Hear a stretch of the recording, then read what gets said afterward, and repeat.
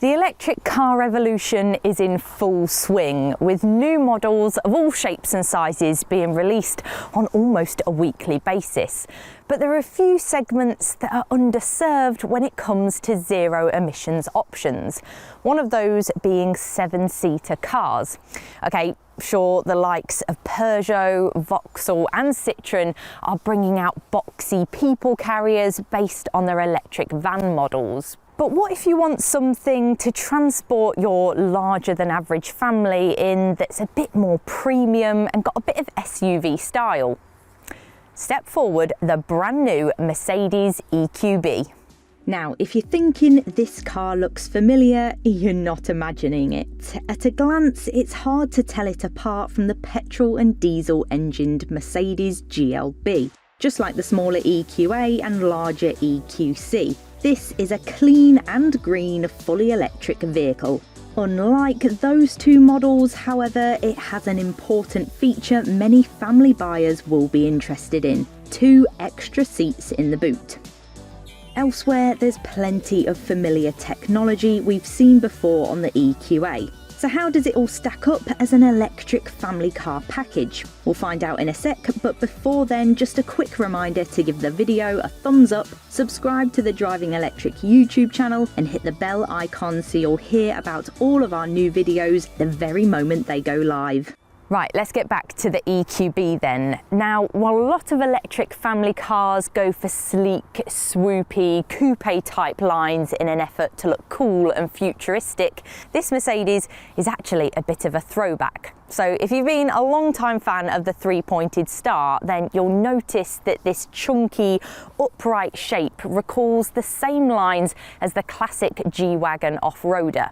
But there's a few modern touches, like the blanked off grille at the front, a full width light bar at the back, and the similar alloy wheel designs that we've seen on other electric Mercedes models. Overall, we really like it. It's got character, it looks purposeful, and it's something a bit different in a sea of similar looking SUVs. Disagree? Then get in that comments box and let us know.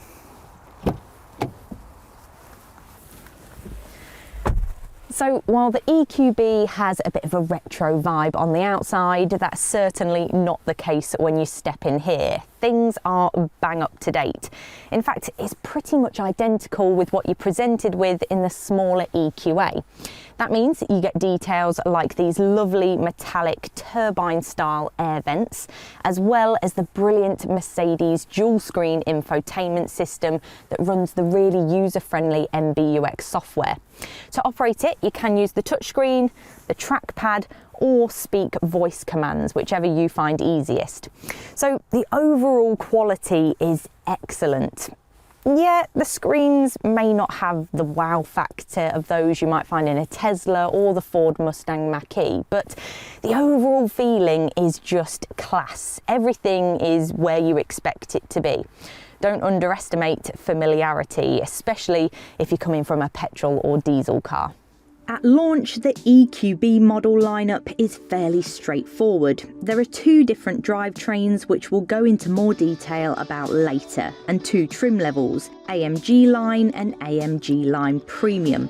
What may be less straightforward for some potential buyers is the asking price. The very cheapest EQB with no optional extras comes in at over £52,000. Cheaper models should arrive later though. So it's a good thing that even the AMG line comes packed with kit including a reversing camera, aluminium roof rails, privacy glass, ambient interior lighting and automatic climate control.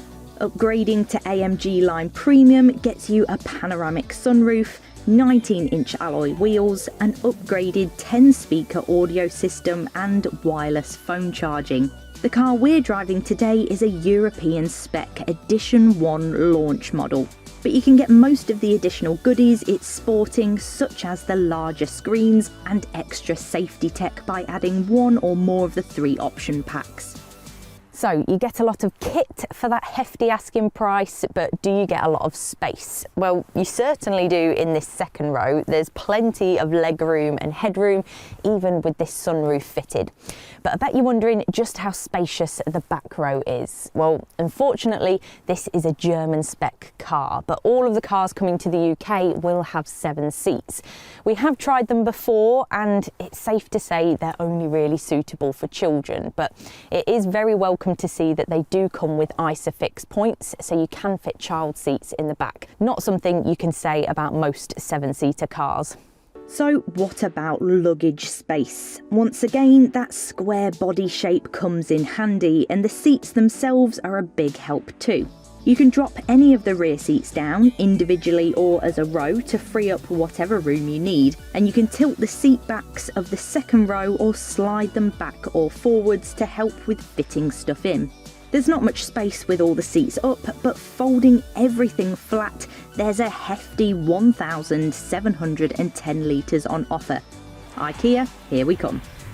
Whether you've got your beloved offspring, stacks of Scandinavian furniture, or a combination of the two in the back, it's always a bonus when a practical car like this also turns out to be a good drive. And it's not surprising when the EQB uses a lot of the same kit under the metal as the EQA.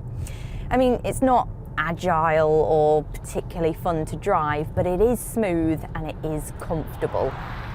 Grip is really good, even in weather like this, and while the steering is light, it's also predictable and accurate. The ride is generally good and refinement is pretty pleasing. It's not as quiet as the more expensive EQC, but that car does come with double glazing and extra sound insulation, so it's to be expected. But overall, it is pretty hushed in here. The other thing to note is the regenerative braking. In their strongest setting, they are, well, strong, but if you hold the left paddle down, you can access the adaptive setup, but it doesn't seem all that clever. Personally, I prefer to judge the braking for myself.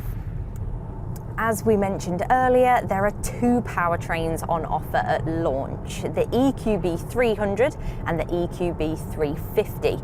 Both have 2 electric motors for 4-wheel drive, and the 350, which we're driving here, is the more powerful of the 2. That outputs 288 brake horsepower for a 0 to 62 time of 6 seconds, which is amusingly quick for a family car like this. Do you really need all that power? Probably not. The 300 puts out 225 horsepower for a 0 to 62 time of 8 seconds, which is perfectly reasonable for everyday driving.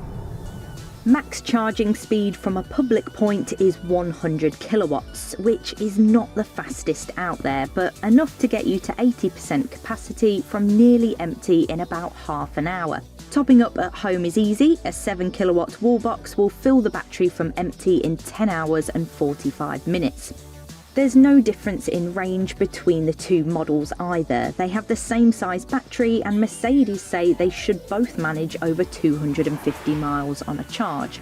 Though in our experience on a colder day like today, that figure is closer to 200 miles. A longer range version is in the works apparently, but with a larger battery it will inevitably be more expensive and could well be only a 5-seater too. So what's the final verdict on the Mercedes EQB then? Well, there's no doubt that it ticks a lot of boxes. It's smart looking, luxurious, well equipped, and it has decent performance. More 7-seater electric car options have been well overdue, and this is quite a good one. But that £52,000 starting price is quite steep though. We reckon the cheaper front-wheel drive version that's due to join the lineup sometime in 2022 might be the pick of the range. For now, the EQB might just be that bit too far out of reach for many of us.